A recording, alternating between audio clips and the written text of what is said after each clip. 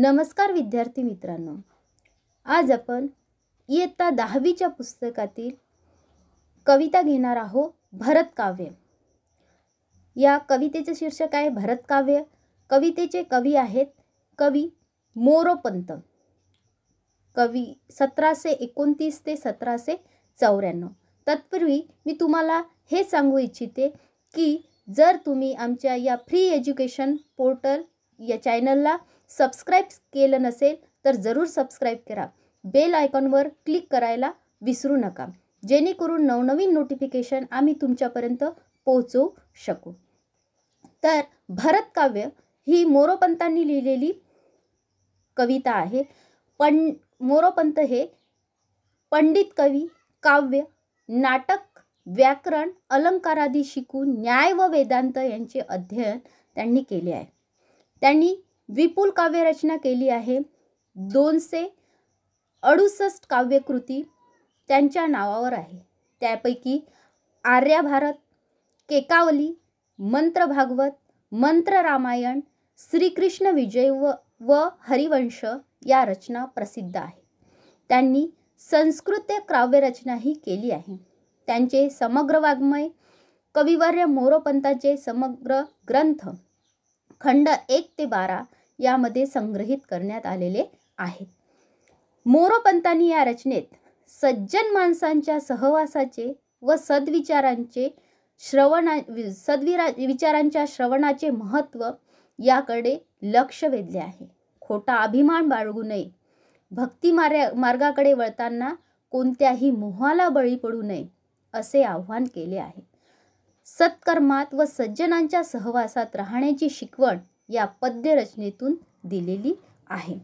तर मोरोपंतांनी माणसाने नेहमी कशा सज्जन माणसांच्या संगतीत राहावे व सुवचनांचा म्हणजे चांगल्या वचनांचा विचारांनी वागावे, खोटा अभिमान न बाळगता व कुठल्याही मोहाला बळी न पडता सत्कर्म करून भक्ती मार्गाचे अवलंब करावे असा उपदेश कवी मोरोपंतांनी या केकावलीमध्ये केलेला आहे. हे एक काय आहे? केकावली आहे. तर कवितेचं शीर्षक आहे भरतकाव्य. यामध्ये कवी म्हणतात की सुसंगती सदा घडो, सुजनवाक्य कानी पडो. सुसंगती सदा घडो, सुजनवाक्य कानी पडो, कलंक मतीचा झडो, विषय सर्वदा नावडो. सद्रिग्र कमळी दडो, मुरडिता हटाने अडो, वियोग घडता रडो, मन भवचरित्री जडो. आता चारित्र्य संपन्न बघा, कवी म्हणतात की चारित्र्य संपन्न होण्यासाठी संसारी जनांना म्हणजे आपल्या संसारातल्या हे जे आपण लोक आहोत त्या संसारी जनांना म्हणजे या लोकांना त्यांनी मोलाचा उपदेश करताना कवी मोरोपंतांनी सांगितलेलं आहे की सुसंगती सदा घडो, सुजन वाक्य कानी पडो. नेहमी सज्जन माणसांची मैत्री जडावी. सुसंगती सदा घडो म्हणजे चांगल्या माणसांची संगत. सुसंगती म्हणजे काय? चांगल्या माणसाची संगत सदा घडो. सुजन सदा म्हणजे नेहमी घडो. सुजन वाक्य कानी पडो. सुजन वाक्य म्हणजे सुवचन, नेहमी चांगले वचन, सुविचार. कानी पडो म्हणजे आपल्या कानावर पडो. आपण नेहमी सुजन वाक्य म्हणजे सुविचार ऐकायला पाहिजे, म्हणजे चांगले वचन ऐकायला पाहिजे. कलंक मतीचा झडो. आता कवी इथे म्हणतात की मोरोपंत म्हणतात की नेहमी सज्जन माणसांची मैत्री जडावी. सुविचार सुवचने कानांवर पडावी. त्यानंतर कलंक मतीचा झडो, विषय सर्वदा नावडो. कलंक मती म्हणजे काय? बुद्धी. मती म्हणजे काय? बुद्धी. बुद्धीचे किंवा बुद्धीतील वाईट विचार झडून बुद्धी शुद्ध हो. बुद्धीमधली जे कलंक म्हणजे वाईट विचार, आपल्या बुद्धीमध्ये जे काही वाईट विचार आहे, जे काही बुद्धीमधले आपले वाईट विचार आहे ते काय पडो, झडून पडो म्हणजे गळो. म्हणजे आपल्या बुद्धीमधले वाईट विचार निघून जाओ. विषय सर्वदा नावडो. आणि विषय सर्वदा नावडो. विषय म्हणजे मोह. विषय म्हणजे काय? मोह, काम, वासना. तर ती काय हो? सर्वदा नावडो. म्हणजे कोणीही कामवासनेला बळी पडू नये. तर इथे कवी हे सांगतात की बुद्धीचे किंवा बुद्धीतील वाईट विचार झडून बुद्धी शुद्ध व्हावी, विवेकी व्हावी, कामवासनेविषयी संपूर्णता नावड निर्माण व्हावी, असं इथे कवी इथे सांगतात आहे. त्यानंतर सद्ग्री कमळी दडो मुरडिता हटाने अडो. सद्ग्री म्हणजे सज्जनांचे पाय. सद्ग्री म्हणजे काय? सज्जनांचे पाय. मुरडिता म्हणजे मागे वळता. हटाने अडो आणि दडो म्हणजे काय? लपावा. तर इथे कवी म्हणतात की 2 ओळीचा अर्थ तुम्हाला कळला असेल की सुसंगती सदा घडो, सुजन वाक्ये कानी पडो, कलंक मतीचा झडो, विषय सर्वदा नावडे. भुंगा जसा कमळात अडकतो, सुगंधाने धुंद होऊन निग्रहाने तिथून हटत नाही. जर कमळाचा विरह झाला म्हणजे कमळापासून जर त्याला जावं लागलं तर तो काय करतो? रडतो की नाही? त्याप्रमाणे कमळातील मधु सेवन करणाऱ्या भुंग्याप्रमाणे मन सज्जनांच्या पायी गुंतो. आपलं मन कोणाच्या पायी गुंतो? त्या सज्जन लोकांच्या पायी गुंतो. आपले मन भक्ती मार्गात, भवचरित्रात, परमार्थात जडून राहो, असं इथे कोण सांगतो? कवी मोरोपंत सांगतात की सद्दिग्रही दडो मुरडिता हटाने अडो, वियोग घडता रडो, मन भव्य चरित्री जडो. जसा सद्ग्रीही कमळी म्हणजे काय? इथे म्हणतो की सद्ग्रीही म्हणजे सज्जनांचे पाय, दडो. सद्ग्री म्हणजे सज्जनांचे पाय, कमळी म्हणजे कमल फुलात आणि दडो म्हणजे लपावा. मुरडिता हटाने अडो मागे वळताना. मुरडिता म्हणजे मागे वळताना आणि हटाने म्हणजे आग्रहाने, अडो म्हणजे अडकून राहील. आता वियोग घडता रडो, मन भवचरित्री जडो. वियोग घडता, वियोग म्हणजे विरह, आणि घडता रडो, मन भवचरित्री जडो. भवचरित्री म्हणजे भक्ती मार्गामध्ये लागून राहो. भक्ती मार्गामध्ये लागून राहावं. आता इथे पुन्हा या 2 ओळीचा अर्थ असा आहे की भुंगा जसा कमळामध्ये अडकतो. भुंगा माहीत आहे तुम्हाला की भुंगा जसा कमळामध्ये अडकतो आणि तो सुगंधाने धुंद होऊन निग्रहाने तिथून हटत नाही. कुठून? कमळाच्या फुलावरून. तसा जर कमळाचा विरह झाला, सद्ग्रीव जसा भुंगा त्या कमळाच्या फुलामध्ये काय असतो? दडून असतो. मुरडिता हटाने अडो आणि तिथून निघण्याला तो तयार नसतो. वियोग घडता रडो. समजा जर त्याला विरह झाला त्या कमळाच्या फुलाचा तर तो रडतो. त्याप्रमाणे कमळातील मधुसेवन करणाऱ्या भुंग्याप्रमाणे मन सज्जनांच्या पायी गुंतो. मन कोणाच्या पायी गुंतो? सज्जन लोकांच्या पायी गुंतो. आपले मन सुद्धा भक्ती मार्गात, भवचरित्रात, परमार्थात जडून राहू द्यावे, असं कवी इथे पहिल्या कडव्यामध्ये हे सांगतात की माणसाने कसे राहायला पाहिजे? चारित्र्य संपन्न राहायला पाहिजे. आणि चारित्र्य संपन्न होण्यासाठी त्यांनी काय काय करायला पाहिजे? की सुसंगती सदा घडो. नेहमी सज्जन माणसाची काय करावी? मैत्री करावी. सुजन वाक्य कानी पडो. सुविचार नेहमी काय करावे? कानावर पडावेत. त्यानंतर कलंकमतीचा झडो, विषय सर्वदा नावडो. वाईट विचार झडून बुद्धी शुद्ध करायला पाहिजे, विवेक मनामध्ये आणायला पाहिजे. त्यानंतर कामवासनेविषयी संपूर्णता नावड निर्माण करायला पाहिजे. नावड निर्माण करायला पाहिजे. त्यानंतर सद्ग्री कमळी दडो मुरडिता हटाने अडो, वियोग घडता रडो, मन भवचरित्री जडो. भुंगा जसा कमळात अडकतो आणि त्याला तिथून निघावंसं वाटत नाही, त्या भुंग्याला त्या कमळाच्या फुलावरून निघावंसं वाटत नाही, म्हणजे त्याचं मन त्या कमळाच्या फुलावरती जसं ज्याप्रमाणे जडते तसंच आपलं मन सुद्धा आपण भक्ती मार्गामध्ये जडवायला पाहिजे. आपण भक्ती मार्गाचा अवलंब करायला पाहिजे. आपण भक्ती मार्गामध्ये घडून जायला पाहिजे. तरच आपण या संसाररूपी या जीवनामध्ये, संसाररूपी या रथामध्ये आपण यशस्वी ठरू शकतो, या संसार रूपी चक्रामध्ये आपण यशस्वी ठरू शकतो, तरच आपण चारित्र्य संपन्न आहोत असं समजल्या जाईल. त्यानंतर दुसऱ्या कडव्यामध्ये सांगितलं आहे की न निश्चय कधी ढळो, कुजन विघ्न बाधा टळो.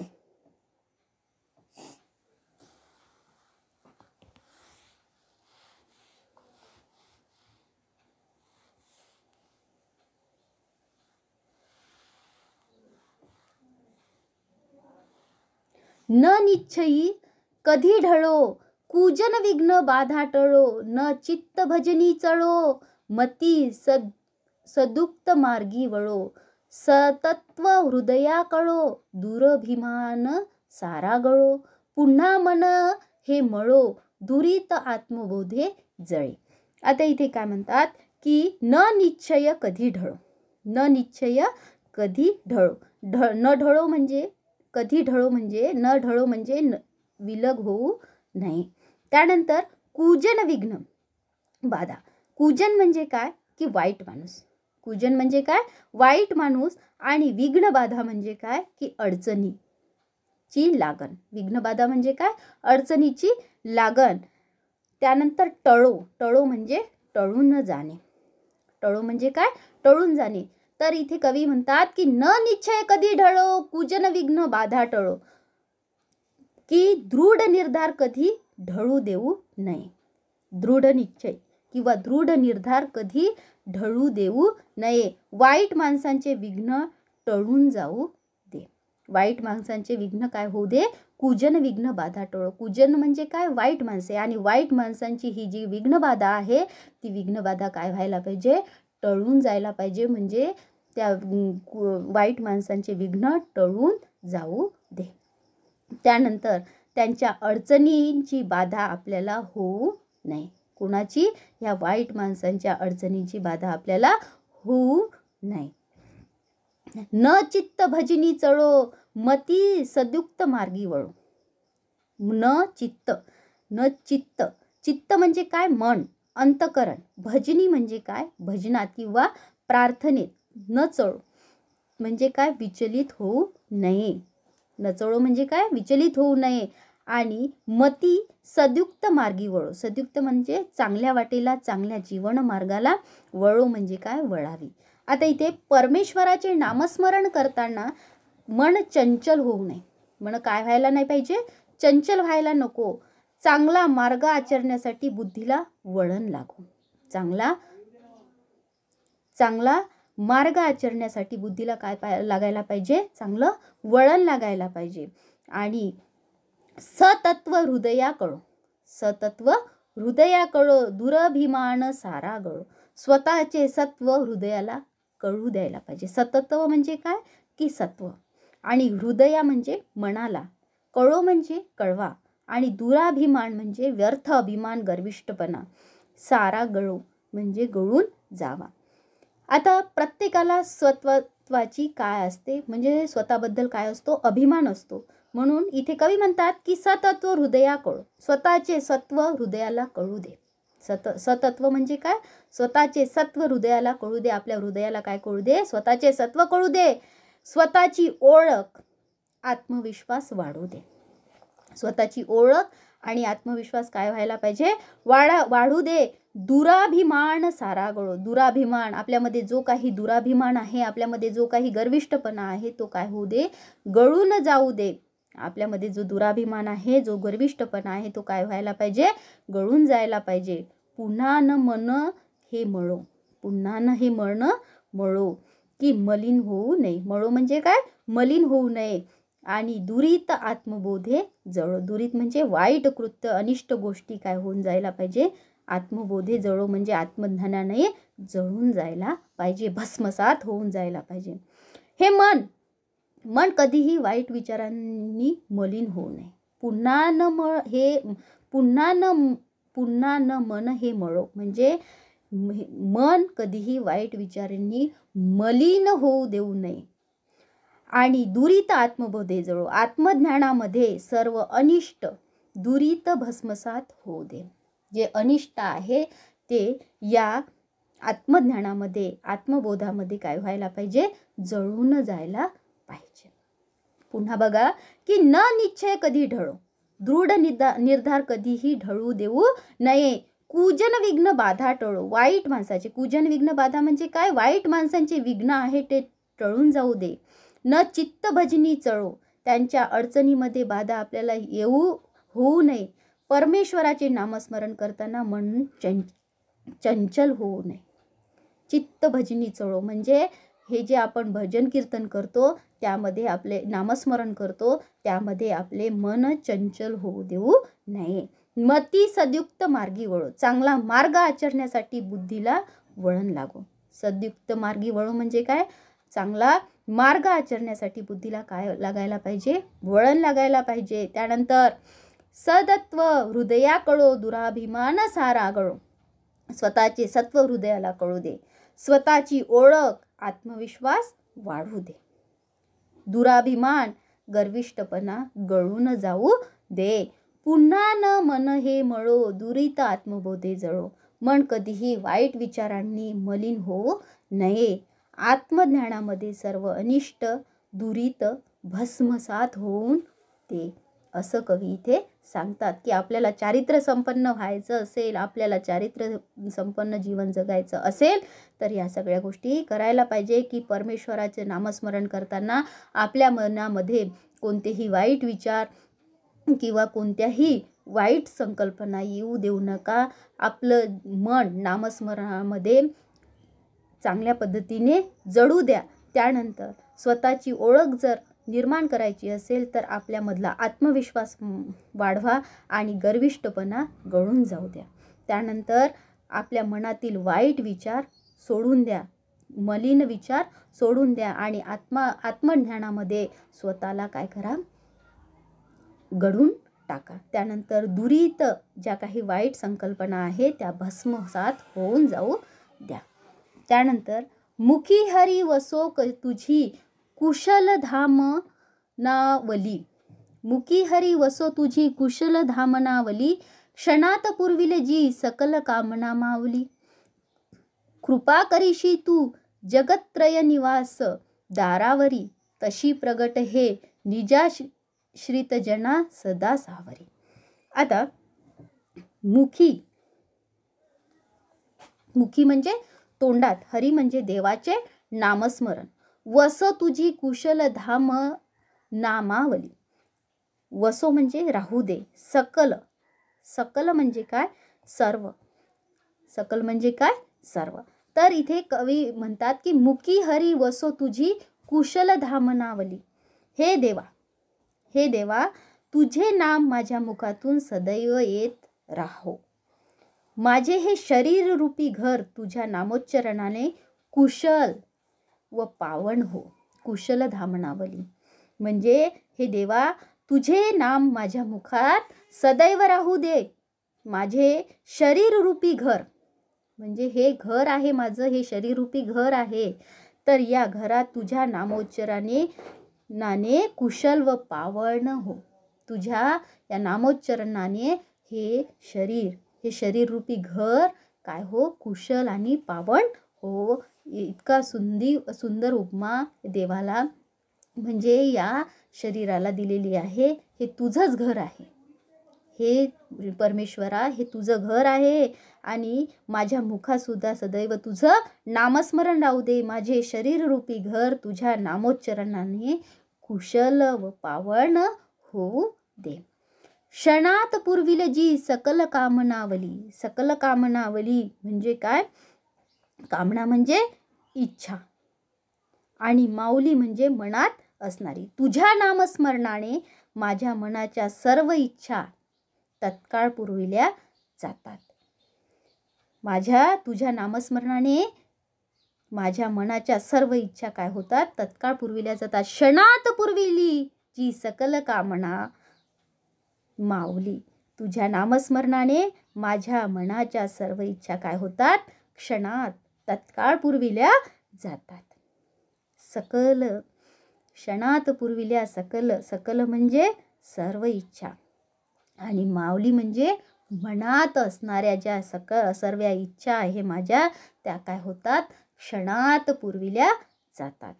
कृपा करीशी तू जगन्निवास दारावरी, तशी प्रगट हे निजाश्रित जना सदा सावरी.